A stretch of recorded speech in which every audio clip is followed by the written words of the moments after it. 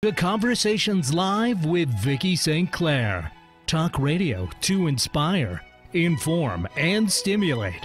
Bringing you enlightened discussions with authors, creatives, innovative business and health professionals, and ordinary people living extraordinary lives, sharing their expertise and life stories, making a difference one word at a time. Now, here's your host, Vicki St. Clair. Welcome, everybody. Welcome, welcome. We've got a great show lined up for you today. John Lennon wrote that life can bring you to your knees, and certainly can. I've certainly been there a few times myself. But psychologists say it's not what happens to us. It's about resilience. It's about our ability to bounce back. And if you've been knocked down so many times that you feel you're all out of that ability to bounce back, my first guest, Linda Graham, says rebuilding resilience is truly possible, and she'll share how. Ending today's show, it was a year ago last week that the Me Too movement blasted social media and is still going strong. Maybe stronger than ever right now. Women who've stayed silent for years are finding their voice. But what struck me about this movement that's going on right now is, and the outpouring of women crying, Me Too, and it's about time, and stand up and speak out. What really struck me is how many women have spent a lifetime afraid to speak up, afraid to stand up for themselves. And it's not just about sexual harassment. It's about so many aspects of their lives, including work and home, dealing with difficult people, having hard conversations, going along to get along. Well, Alexia Vernon will discuss Step into Your Moxie, Amplify Your Voice, Visibility and Influence in the World.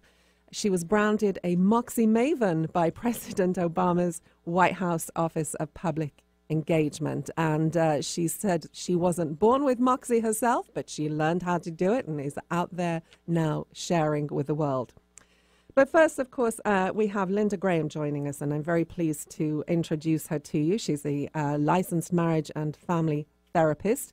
She integrates modern neuroscience, mindfulness practices, and relational psychology in her international trainings on resilience and well-being. She's the author of Bouncing Back, which was a winner of the 2013 Books for a Better Life Award. And today we're talking about her latest book, Resilience, Powerful Practices for Bouncing Back from Disappointment, Difficulty, and even Disaster. Linda Graham, welcome. Thank you, Vicki. Thank you so much for having me on your show. I really appreciate it. I think it's very timely. Yeah. And I think you have some really awesome information to share. And for those who are familiar with your work, I wonder if you can, I just mentioned the book Bouncing Back. Is this new one, Resilience, a companion to that, a follow-up to that, and or are they totally standalone books? So the new book, Resilience, really is an expansion of Bouncing Back. It's a much more streamlined program, almost a resilience boot camp training, that takes people from the most basic, simple tools we can use of bringing calm to our nervous system, all the way through coping with real tragedies, real traumas, real disasters, so that people build their skills step by step, just the way the brain builds its skills, little and often from the bottom up, inside out. So that by the time the people go through the program, they not only have really a pretty strong toolkit, but they have more trust in their capacity that they can be resilient, they can learn and use these tools, they can bounce back. Interesting, because you say we're not necessarily born with it, but it's a learned practice. And traditionally, resilience was thought of as character traits. We are born with innate capacities in our brains to develop the skills that we need to be resilient. So it's true now that behavioral science is saying there are 3 factors that predict someone's resilience. The severity of the external stressors. So in other words, are we dealing with a fender bender? Are we dealing with causing an injury in a car accident? Are we dealing with causing the death of a child in a car accident? So the severity of the stressor is certainly part of whether we're going to be resilient or not. The strength of our external resources, what we can call on in terms of family and friends, financial support, medical and counseling support. And the third is our own internal resources. And those are the characteristics that have been traditionally thought of as resilience: grit, determination, perseverance, hardiness, the will to endure. But even those capacities can be cultivated when we know how to harness the neuroplasticity of the brain, to use experiences to create new circuitry in the brain, to create new habits, new responses, new behaviors, so that when we know how to use those tools, we can actually change the functioning of our brain so that we do better. We're more able to cope skillfully, flexibly, adaptively. And the book teaches ways to learn those tools in ways that are safe and efficient and effective. You have a lot of exercises in here. I think it was over 100 exercises in here that we can, may take a minute, 5 minutes, 10 minutes, whatever, to help us through this, to help us build more resilience. Mm-hmm. So I tried to organize those exercises in a way that would be easy for a reader to use. So I'm looking at 3 different levels of disruption to our resilience. There's what I call barely a wobble, where you misplace your car keys in your wallet, but you find them a minute later on the kitchen counter. Oh, that's every day for me. That's every day. Right. So you're able to recenter yourself pretty quickly. And then there's the more serious struggles and sorrows that really can knock us off our center, at least temporarily. So if someone we know or ourselves loses a job or loses a home or loses a relationship or loses their health, and it can take more skills at a deeper level to bounce back from that. And then there's the case when there's too many troubles, tragedies, traumas all at once. If someone in the family gets a diagnosis of lung cancer while an aging parent has a stroke and then a burst pipe floods half the living room, sometimes we really can get too overwhelmed to even find our resilience. So there are tools in the book to do that, to come back even from very, very difficult traumas. And then, if I can keep going here for a second. Yeah, please do. I also organize the tools by the 5 intelligences. So those are my terms. But somatic body-based intelligence of breath and touch and movement and visualization that allow us to bring our nervous system back to its range of resilience, back to a state of feeling calm and an equilibrium.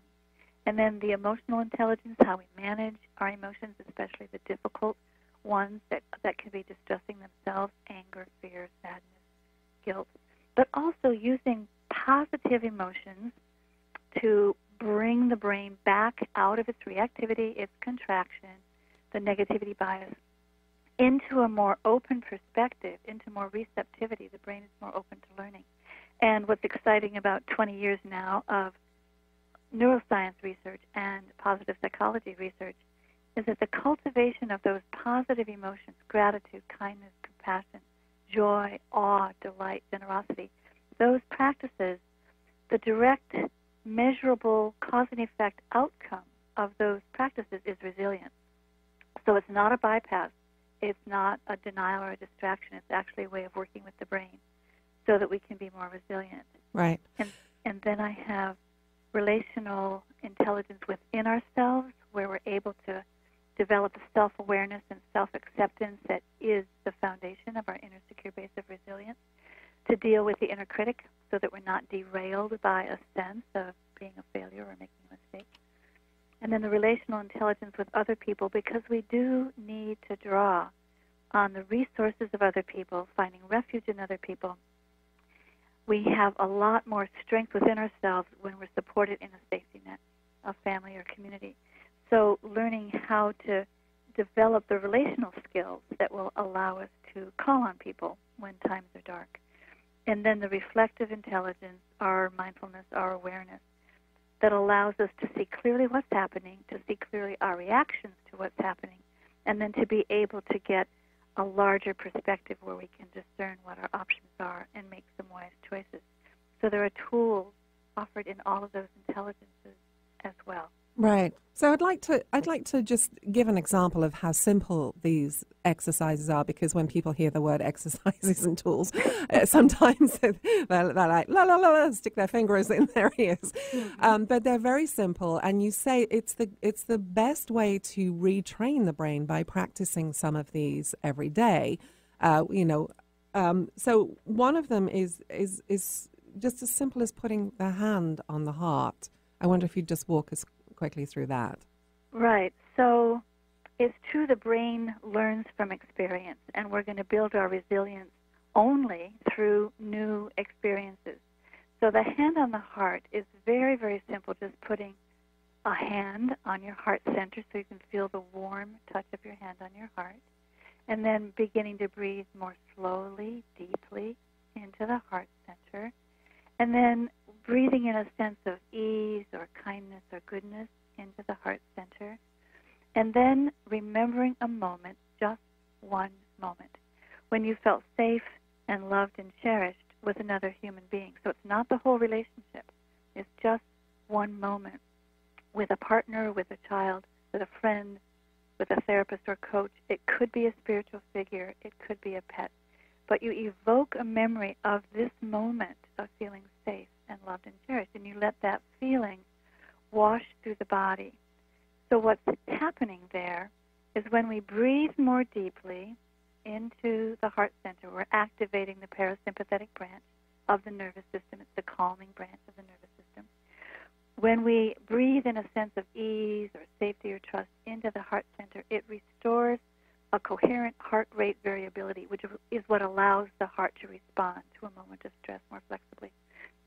And then the touch of the hand on the heart and the remembering the moment of feeling safe and loved and cherished actually activates the release of oxytocin in the brain. And oxytocin is the brain's hormone of safety and trust. It's the brain's direct and immediate antidote to the stress hormone cortisol. So as soon as you're evoking the oxytocin, you get a feeling of safety and trust in the body again. That brings you back into your range of resilience. The higher brain gets to stay online. You're not frantic or you're not running away. The higher brain gets to stay online and help you make a wise decision. Right. So I teach that tool and encourage people to practice it when there's not a moment of distress. You're just retraining the brain by doing that 5 times a day for a week. It becomes the new go-to pattern. And then when there is a stress, the hand automatically goes to the heart. You automatically start thinking of feeling safe and loved with someone. That technique is powerful enough to calm down a panic attack in less than a minute. So it's one of the first things that I teach people. Right. And I think it's something anybody can do, obviously. But I think it's worth repeating that you say this, the breath, touch, movement work, this is the quickest and most effective way to get ourselves in that calm state as soon as possible. Yeah. So let's take a quick break. When we come back, we'll continue our conversation with Linda Graham. Her new book is called Resilience, Powerful Practices for Bouncing Back from Disappointment, Difficulty, and yes, even disaster. We will be right back. You're listening to Conversations Live with Vicki St. Clair. I get knocked down, but I get up again. You're never gonna keep me down. I get knocked down, but I get up again. You're never gonna keep me down. I get knocked down, but I get up again. You're never gonna keep me down. I get knocked down, but I get up again. You're never gonna keep me down. Radio is very competitive. Shows soar in popularity and then flame out. Sometimes, however, a real connection is made with an audience, and success blooms year after year. For over a decade, Conversations Live with Vicki St. Clair has built a loyal following thanks to inspiring and stimulating conversation. Longevity, loyalty, exclusivity. Smart advertisers seek it out. With Vicki's valuable audience, the search is over. Discover the affordable, effective ways to advertise your business. Log on to conversationslive.net. That's conversationslive.net today. Parkinson's disease affects as many as 1 million people in the United States. At the Parkinson's Disease Foundation, it's our mission to beat this disease. To learn about the Parkinson's Disease Foundation, or if you want to help support our work, visit our website, pdf.org, or call us at 457 6676. In the Northwest, contact the Northwest Parkinson's Foundation at nwpf.org. Are you ready for something real, raw, upfront, and honest? Then tune in each Wednesday at 2 p.m. right here for Love from the Hip. I am spiritual hypnotherapist, master esthetician, and the host, Sakura Sutter. This show is unlike anything you have ever heard and was created to help others to help themselves. Hear me follow up with guests I have hypnotized and see how it has improved their lives. I will also spotlight amazing people from around the world, their skin tips, live readings, and answers to life's burning questions. Join us each Wednesday at 2 p.m. At Sundown Communications, we find that most of our clients are brilliant at what they do, but they lack the time and resources to write and create business messaging that delivers results. That's where we come in, providing a diverse range of professional copywriting services for fresh strategic web content, PR, advertising and promotion, marketing, speeches, and much more. Call us today so you can focus on what you do best, and we'll do the rest. Call 800-495-7617. That's 800-495-7617. Conversations Live with Vicki St. Clair. Listeners trust the show and advertisers love the audience. Learn more at conversationslive.net. Find our app in the Apple App Store or Google Play Store and take us with you wherever you go. Alternative Talk AM.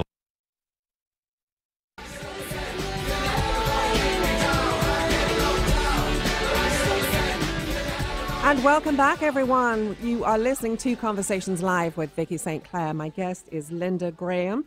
She's a psychotherapist. Her new book is called Resilience, and we're talking about powerful practices that she's included in the book.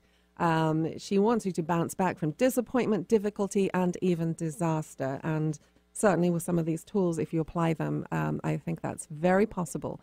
And I just want to re-emphasize, we did say in the beginning, Linda, that it is possible, even if you have depleted every ounce of resilience that you feel you've got, it's possible to rebuild that back.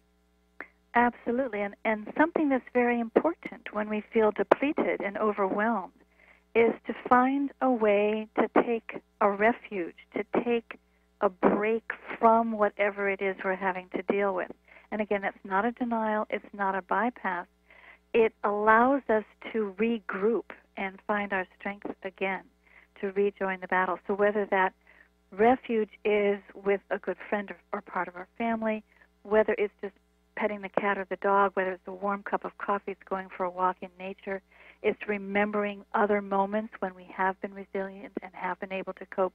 But sometimes finding that refuge is a key part of being able to bounce back and be resilient. I remember, I'm just going to share this story real quick. Many years ago, before I moved up here, I didn't know anybody at all when I moved to Seattle. And I was coming to basically an unknown apartment and an unknown life. And so I had these doubts, like, you know, one day I'd be feeling ecstatic about, oh, how exciting is this? And then the next day I'd be feeling, oh my God, am I crazy? I'm giving up a really good, secure job and a nice home and a place I love. But a friend who's a psychiatrist said to me, well, what are you afraid of? And I said, well, I remember a time when I was like 16 and I went to this new college and I hated it. And I was really unhappy. And they're like, well, goodness me, how many years have gone by since then, and what have you accomplished since then? But all I could remember this was one time in my life when I was really unhappy.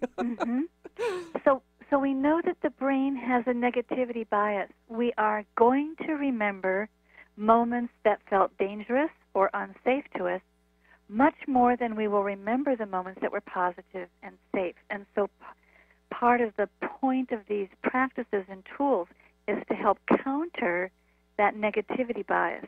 It's also to help us perceive when we're reacting to something that is coming up from the past, and when memories come up from the past, very often they don't have a timestamp. We don't know that we're reacting to something from the past. It feels very real right now, and we have to do something real right now. Right. And so to know more about how our mind works can also help us be resilient. We're learning how to perceive what's happening, but also our reactions to what's happening. and then to be able to respond not only to what's happening, but to our reactions in ways that are more resilient. Right. I love the saying that you have in your work. Rick Hansen, your friend and colleague, says, we have Velcro for the negative and Teflon for the positive. Absolutely. And to understand that about ourselves as human beings, and to understand that everyone is going to go through this in one way or another. When you're talking about moving to Seattle and there's an unknown, anytime the brain perceives an unknown, it sets off a signal anxiety. Uh-oh, I've never done this before. Is this a mistake?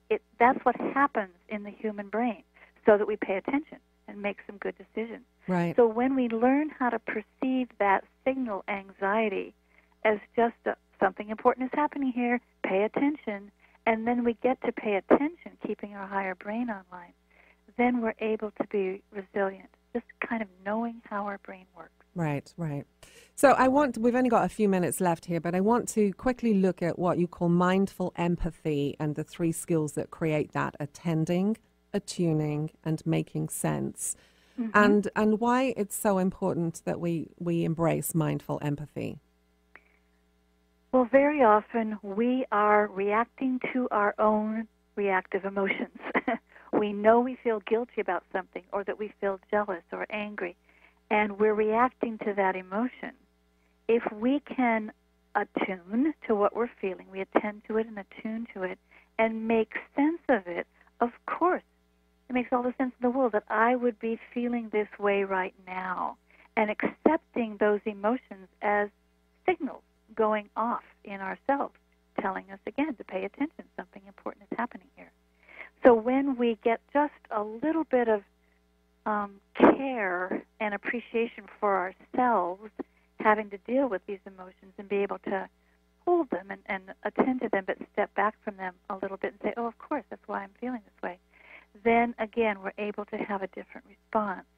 Mindful empathy is also essential to manage our reactions to other people's emotions, because other people around us might be scared or they might be angry, and to be able to perceive and manage our own reactions to their emotions. That's part of the mindful empathy.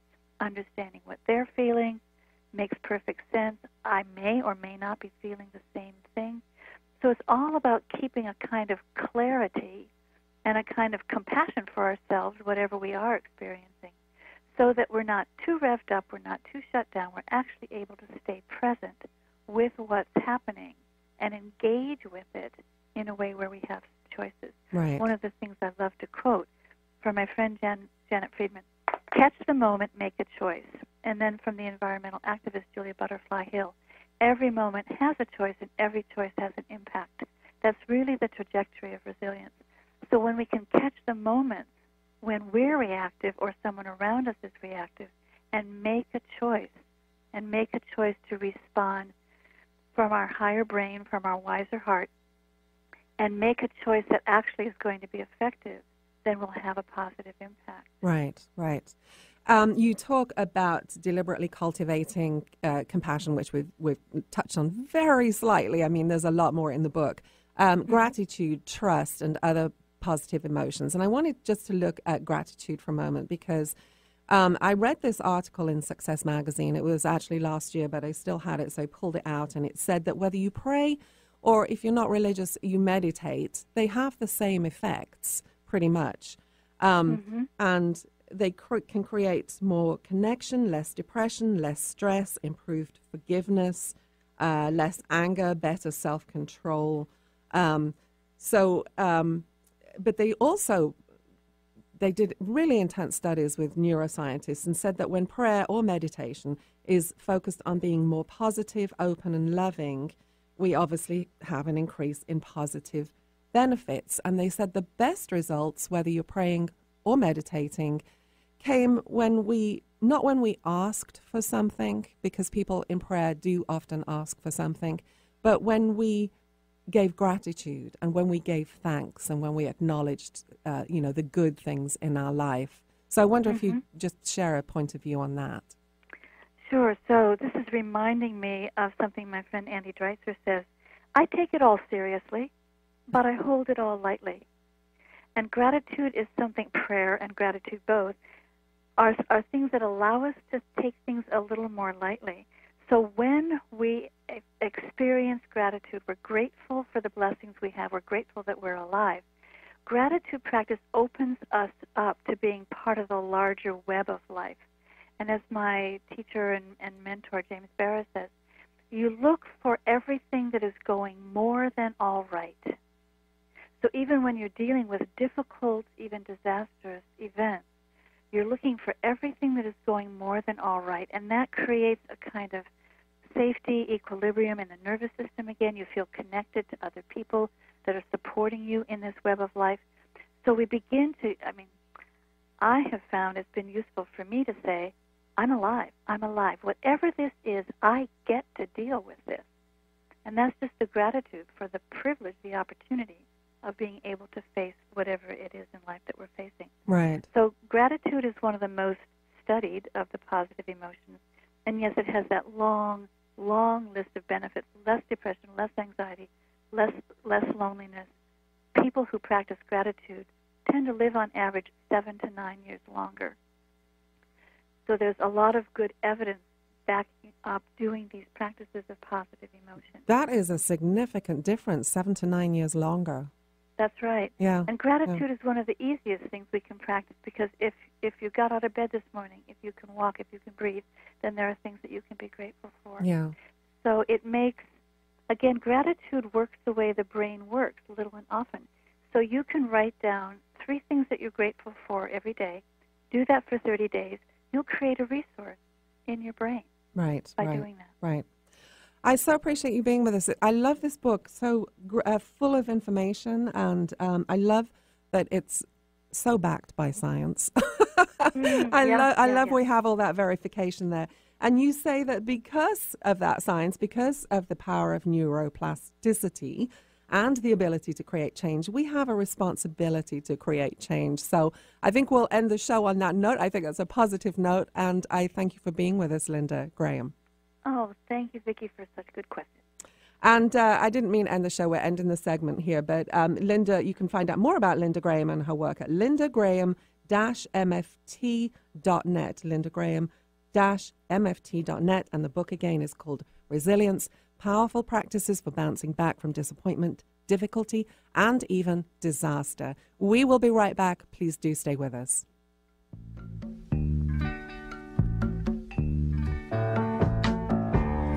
I can see clearly now, the rain is gone.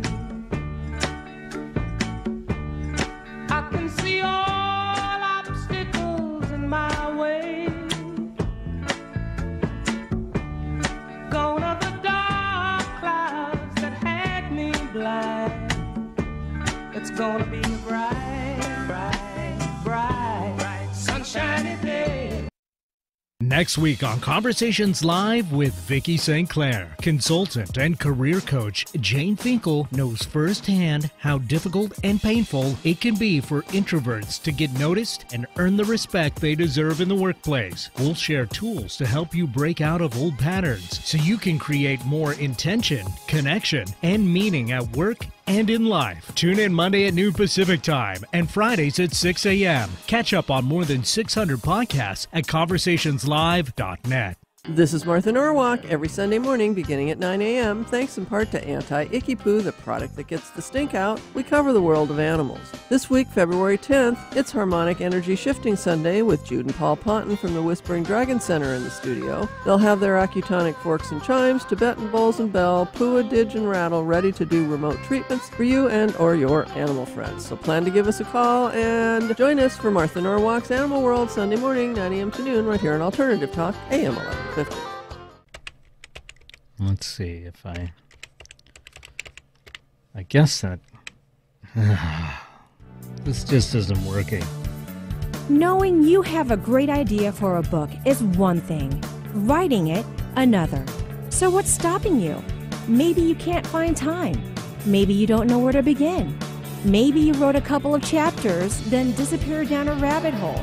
Or maybe you'd rather someone else write it for you. Partnering with the right coach or ghostwriter can make all the difference. between talking about your book and finishing your book. As an award-winning writer and strategic consultant, Vicki St. Clair's storytelling credits span from business, health, self-help, and memoir to New York Times and USA Today best-selling anthologies. Vicki partners with people just like you at the exact level you need, whether you need a little encouragement, editorial guidance, or full-blown ghostwriting and consulting services. If you're serious about telling the story you know is inside you, stop procrastinating.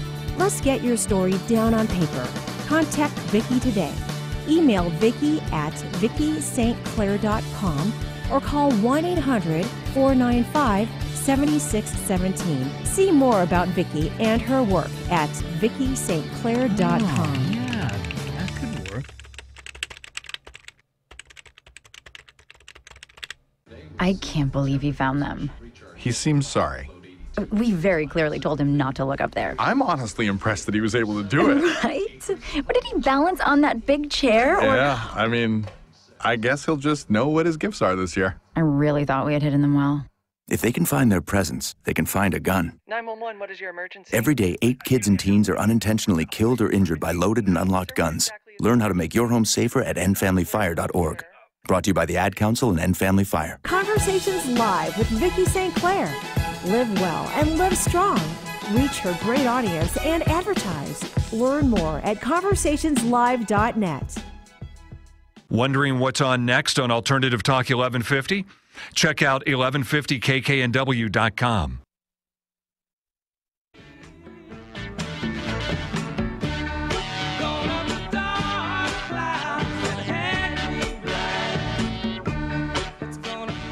And welcome back, everyone. You are listening to Conversations Live with Vicki St. Clair, and my next guest is Alexia Vernon. She's the author of Step Into Your Moxie. She was branded a Moxie Maven by President Obama's White House Office of Public Engagement, and she's a speaker and leadership coach. She delivers a transformational keynotes and corporate trainings for Fortune 500 companies and other professional groups and organizations, including the United Nations. She is talking today with us about her new book. It's called I Step Into Your Moxie, and it's all about empowering women to amplify their voice, visibility, and influence in the world. And I'm really excited to have Alexia join us today because I think we really need to hear this. Alexia, welcome. Thank you very much for having me, Vicki. So I want to you love the word moxie, I know that. So let's tell us what that means, step into your moxie. What does it mean to you? Yes, I use it in a complementary but distinct way to how you might use it if you looked it up simply in a dictionary. Because to me, stepping into your moxie is the ability to walk into any room or onto any stage and speak up for yourself and the ideas and issues that matter most to you. And so one of the things we're going to talk about today in the second half of our conversation is talking to children about, we've had, I'm just going to back up a second because at the start of the show I said what shocked me about the Me Too movement and the Speak Up Now and Time's Up, all of these hashtags that have been floating around for the past year and are getting stronger and stronger. But what really shocked me is how few women felt comfortable speaking up for themselves, for standing up for themselves. And yet, these are really smart women. They're really bright. Many of them are very successful. And yet they have a hard time standing up for themselves. So I'm just really pleased we've got you here to talk about this today. And I want to just share, because I know you did not have, you say you kind of floated in and out of your moxie throughout your life, which I probably would say I have done too. So talk to us about that. Well, it's interesting because in light of how you framed the beginning of our conversation, I want to acknowledge that, yes, I have experienced what I would call an on-again, off-again relationship with my voice most of my life, meaning that there would be these times where I felt like I needed to play it safe and small, not disrupt the status quo. I was that kid who was always hustling for better grades to get approval from my teachers and my parents, even though all of them were very complimentary. There was never this feeling that they were putting on me that I wasn't enough. I was bloody good at simply doing that for myself. And yet there would be these other times where I did speak up, seemingly out of nowhere for myself or for other people. And I was one of those kids who actually did speak up at 4 years old. And I told my parents that another family member was sexually abusing me. And I know we're going to talk about that during the later half, but I think what's important for anybody who's listening is that moxie is always a continuum. It's not something that we have or we don't. But when we're able to have a little bit of self-awareness around what do we need in a particular context for us to be able to do it effectively? And just as importantly, how do we give ourselves grace in the moments where we didn't raise a hand and speak up? That's what's going to help us reset and hopefully do a better job the very next go around. Right, right. You talk about how many of us will posture and fake it. You know, there's that expression, fake it till you make it. I kind of done that myself in certain situations years ago too. But inside, if we're not feeling it, it can actually make us even feel worse, I think. I've certainly been in experiences like that myself. But the bottom line about all of this, if we don't have the self-confidence and we don't have self-esteem, we fail to squeeze, as you put it, all of the juice out of our lives. Mm-hmm. As you say, oftentimes the worst communication that we do is not what comes out of our mouth. It's the story we create in our heads on a moment-to-moment basis when we're going into a situation, and we might default to our inner critic that says, I'm not smart enough, I'm not experienced enough, I'm not networked enough, I'm not something enough. In other cases, the really horrible self-talk can come up after we have said something, or after we, as I like to say, self-flagellate because we didn't say something. And then we archive whatever just happened rather than a footnote as like a key component of who we are in the story we replay over and over again about ourselves. And so while I've spent a lot of my career working with people in terms of how to amplify their communication quite tactically, whether it's weeding out certain words and phrases, adjusting mannerisms, what I know is that if we don't learn how to play nicely with our own self-talk first and foremost, any of the other stuff doesn't really stick. Right. And you say at any given time, we've probably got one of these voices going round in our heads. And the cop is one of them. The critic is another of them, and then the cheerleader, and even the cheerleader can be negative. So explain that to us. You got it. So I talked a little bit about the critic a few moments ago, and most of us are probably familiar with that voice. The others, once I say them, I always see, if I'm speaking to a live audience, lots of nods because it resonates, but we're just not cognizant of it. So the cop, as cops are wont to do, tends to create two categories for everything. So there's the right thing I could say in this situation, or there's the wrong thing that I could say in this situation. There is the right career path for me. Everything else is my karmic mismatch. And when we fall into that black or white thinking, of course, we miss the gray, underutilized space between both of those poles. And for a lot of us, particularly those who are women, that can create that sense of paralysis where we don't speak up because we're terrified. If we don't get it 100% right, then it's 100% wrong. Right. Then the voice of the cheerleader, I refer to her as a frenemy. And what I mean by that is at first, she sounds like she could be empowering. It's totally cool that you're only sleeping 4 to 5 hours a night because you're so busy. One day you'll retire and then you can catch up on sleep. That kind of stuff. That's like you can go harder, you can go faster, put your own needs at the bottom of your to-do list to take care of everyone else. And when that's the self-talk we go around with, and a lot of really high-functioning folks, particularly in leadership, will do this, we tend to get tired. Sometimes we outright burn out. We get sick. Oftentimes we quit, we back away, and we don't capitalize on our potential. So one of the things that I talk about in the book is bringing another voice into the mental menagerie, if you will, which is the voice of a coach. And unlike those other voices, which are always about constriction, the voice of the coach is about expansion. And she asks questions that bring you back into your moxie. So for example, if you had a lot of critic stuff going on, when you default to the coach, You're going to talk back to that voice by asking a question like, what's a moment where you did succeed? If you're falling into the cop stuff and you ask a coach question to snap out of it, you might ask a question like, what does a third or fourth or even a fifth option look like? And of course, for the cheerleader, the question might be something like, what can you let go of from your to-do list? Or who can you ask for help? Right, right. I love that you included more than one voice there, because we never have just one voice. And so many pieces of work that I've seen, just they talk about the critic, but you know, the cop and the cheerleader, they definitely are in my head too. So, yeah. All right, we're going to take a quick break. Lots to talk about. So when we come back, we'll be talking again with Alexia Vernon. She is a speaker and leadership coach. She's the author of Step Into Your Moxie, Amplify Your Voice, Visibility, and Influence in the World. We'll be right back.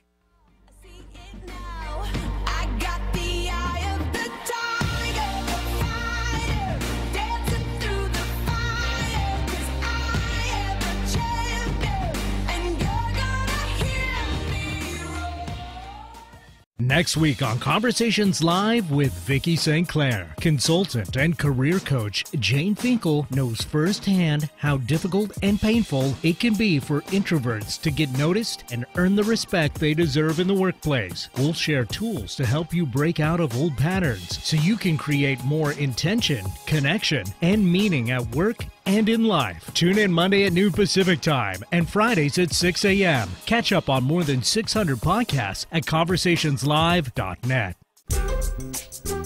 Do you love wildlife? Then make a real difference by helping Paws care for sick and injured wild animals. Volunteers help feed and clean the animals until they are well enough to return to the wild.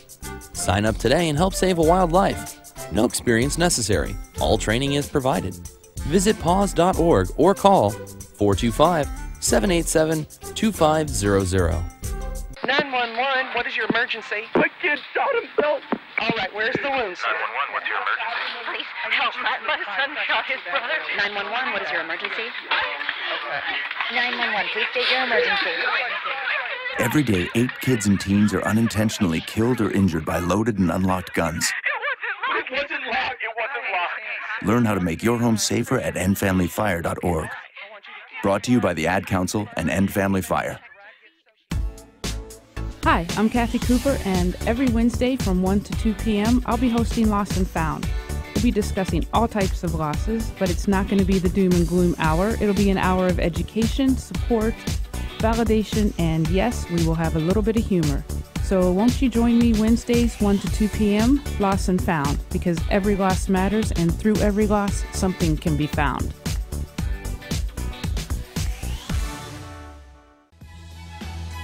Conversations Live with Vicki St. Clair. Ordinary people leading extraordinary lives. Advertise. Learn more at conversationslive.net. Get inspired every hour right here on Alternative Talk 1150.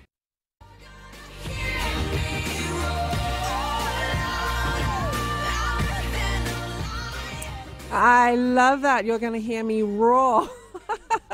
We're talking. Such a perfect song. I know. We're talking with Alexia Vernon. She is the author of Step Into Your Moxie, Amplify Your Voice, Visibility, and Influence in the World. And if you're just joining us, we've been talking about how silent women have been, many women have been, and how afraid to speak up and stand up for themselves on many, many issues. It could be just somebody cuts in front of you in a line, and it's a guy who cuts in front, and so you don't want to make a scene, and so you just stay quiet. But we're talking in this segment about a more serious topic, really, because I want to go into, Alexia, some of the movements that have been going on lately. I know that you're a mother, you have a young daughter. What is it you want for your daughter as she's growing up? Because I really believe that to get lasting change, we've got to raise a new generation that really believes in themselves. I agree. And I feel like I could answer that question for the next 6 days and not be done. Yeah, it's a big question. And I feel like for context, it's always important to know the age when we're talking about children. So for me, when I think about my daughter, who is 4.5 years old right now, which is notably the exact same age I was when I spoke up about my abuse. And that haunts me many times when I look at her, never wanting her to have the same experience that I did, and yet also recognizing that we live in a world where girls and boys have to confront a lot of difficult issues from the time often that they're children. And so what I want from my daughter more than anything is for her to recognize that she has a voice and that she can use it and that people will listen to her when she uses it. I want her to understand the concept of consent, and we can talk more about that because my husband and I have spent a lot of time with her, and she really does understand what that means.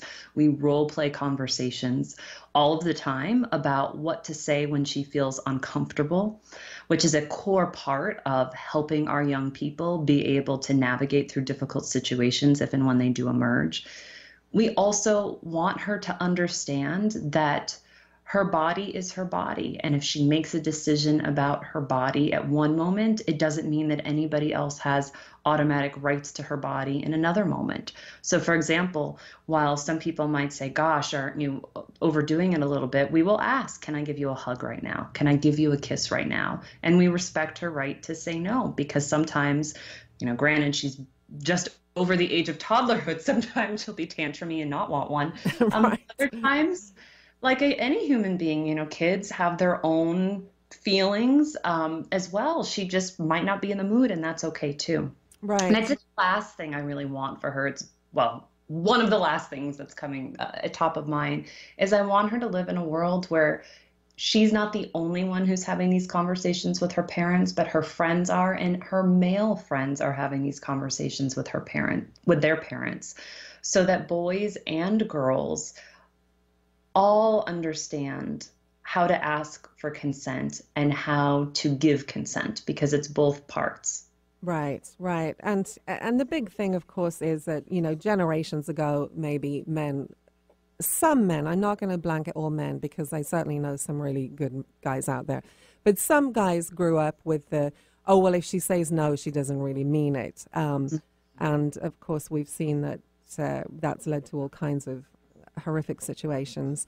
But I want to ask you how we sit down if we're not comfortable ourselves, because I think that's the problem, that a lot of people themselves are not comfortable in having these conversations with their girls and their boys. I can certainly remember my dad making sure my brother understood you never even raise a hand to a woman, let alone hit her. But the other conversation, I don't know that ever came up, because I asked my brother, did it come up? And he said no. The beautiful thing about the year we live in, despite how you may feel around recent events, right, is that there is a book for every single kind of conversation we might want to have with our children, whether they are in early childhood, elementary school, middle school, high school, college, or beyond. And that is, even as somebody who's been engaged in these issues for a very long time. My degree was in women's studies. I taught women's studies. I went to an all-girls school. I was pretty active on every campus I went to. Even if I felt out of voice sometimes, I still spoke up about these issues. That was the one area I could be pretty competent in. And the beautiful thing about using a book and reading a story and then talking about it is that most of them actually have questions at the end that you can talk about with your young people. So for example, there's a new book that came out very recently called C is for Consent. It's a hard book designed for young children. So when I read that with my daughter, I'll pause on particular pages and ask, why do you think, referring to, let's say, the child, why do you think the child felt scared right then? And put it back to her to articulate what's going on.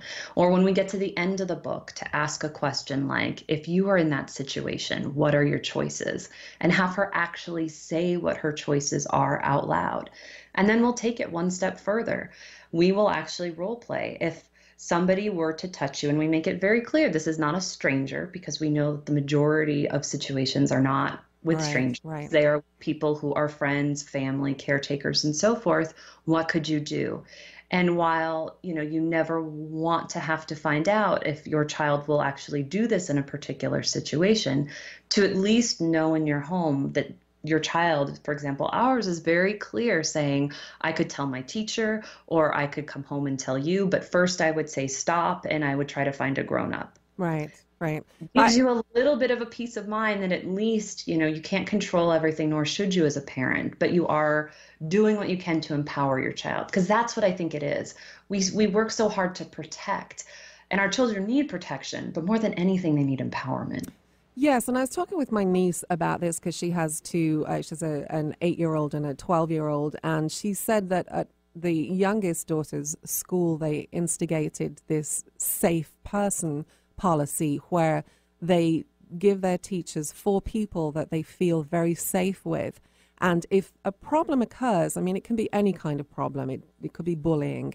And they don't want to talk about it with that specific teacher. They can say, I want to talk to my safe person about it, and the school will bring their safe person in. I thought that was a really good idea. I like that a lot as well. I wanted to share an article that was in the Washington Post because I think this was also very telling, Alexia, and it's called Dear Dads, Your Daughters Told Me About Their Assaults. This is why they never told you. And hundreds of women wrote into this columnist, Monica Hess, and told her they'd been assaulted, but they'd never told anybody else. And the reason was they didn't want their dads to be upset. And in fact, she received an email from a reader who said she'd written something about street harassment. And he said to her, I'm so glad that you wrote about this, and I'm so glad my college-age daughter never experienced anything like that. Less than a day later, he wrote back to the columnist saying they'd just talked, and she had in fact been harassed, not once, but many, many times. And this whole premise of this article is that women don't want to upset their dads. And in many cases, their moms too. Yeah. For a long time, I never understood why I did speak up, particularly given that I was this shy, introverted kid. And then around the time of my daughter's birth, my mom and I were going through old memorabilia, and we stumbled upon this article that had been ripped from a parenting magazine in the 1980s. And the article was all about how do you talk to your children about what constitutes safe touch. And in hindsight, even more importantly, how do you help your children to be able to articulate what for many of us feels unspeakable if they are touched inappropriately? And there were all these notes on the article in my mom's handwriting indicating that she had had that kind of conversation with me, and I understood what to say. And so there's not a doubt in my mind that I spoke up because my mom had practiced those conversations with me and given me the tools to be able to do so and let me know that it wouldn't be my fault if something happened. She wouldn't be disappointed. And my mom is a saint in so many ways, but I'll never forget the look on her face when I told her. You could see her working so hard not to telegraph her sadness because she wanted me to know it was okay. I wasn't disappointing her. I wasn't making her sad. And that is so important if we want not just to tell our children it's okay to come to us, but when they do come to us, how to be really responsible for what we're telegraphing, if not outwardly saying in our responses, so that they continue to come to us. Yes, yeah, so much more. I want to ask you and talk about your book so much more, and unfortunately we're right out of time. So a final thought you'd like to leave our listeners with today, Alexia? That moxie is a muscle, like any other muscle, and if we don't use it, it atrophies. So when you find little ways to speak up in everyday situations as well as the bigger ones, don't look at it as just getting it right for that situation, but look at it as conditioning for moxie to become more of a default state throughout the rest of your life. Perfect. Thank you so much, Alexia Vernon. We really appreciate your time today. Thank you. And Alexia's book is called Step Into Your Moxie, Amplify Your Voice, Visibility and Influence in the World. It comes out next week, October 16th, so you can pre-order today. Great book. And, of course, she's coming up to Seattle, October 25th. You can find out more about that and the book and all of the other work that she's doing at her website, which is alexiavernon.com, alexiavernon.com. And I want to thank each of you for being with us today. I got to run, so we'll see you next week. Until then, live well, live strong.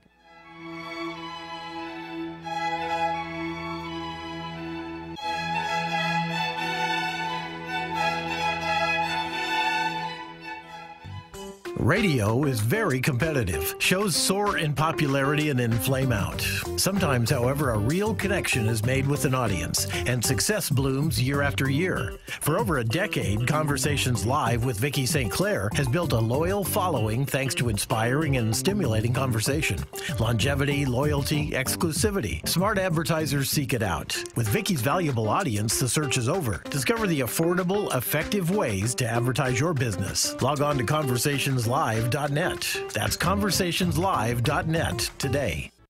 Next week on Conversations Live with Vicki St. Clair, consultant and career coach Jane Finkel knows firsthand how difficult and painful it can be for introverts to get noticed and earn the respect they deserve in the workplace. We'll share tools to help you break out of old patterns so you can create more intention, connection, and meaning at work and in life. Tune in Monday at noon Pacific Time and Fridays at 6 a.m. Catch up on more than 600 podcasts at conversationslive.net. The views expressed on this program are those of the host, guests, and callers, and not necessarily those of KKNW, its management, or other advertisers. Contests are the responsibility of the host of this program and not KKNW. This is Alternative Talk 1150 AM, KKNW Seattle, and KNUC 98.9 HD3 Seattle. Eric Ryder here with you on Alternative Talk, 1150 a.m. Time now for a quick look at our traffic. I-5 northbound just north of Lake Samish Road, a disabled vehicle blocking the right lane. We have snow falling in the area, so please be careful on those roads. 36 degrees right now. Stay tuned for Method Meets Magic. Congresswoman organizes dueling El Paso rallies. I'm Mike Moss. Democrats are condemning freshman Congresswoman Ilhan Omar's comments linking money with U.S. support for Israel as anti-Semitic. Correspondent Manu Raju. Republicans have been pushing for Congresswoman Omar to be stripped from her committee assignment on the House Foreign Affairs Committee. There's no indication that the Democrats are willing to do that. Omar has just apologized, saying she is grateful for Jewish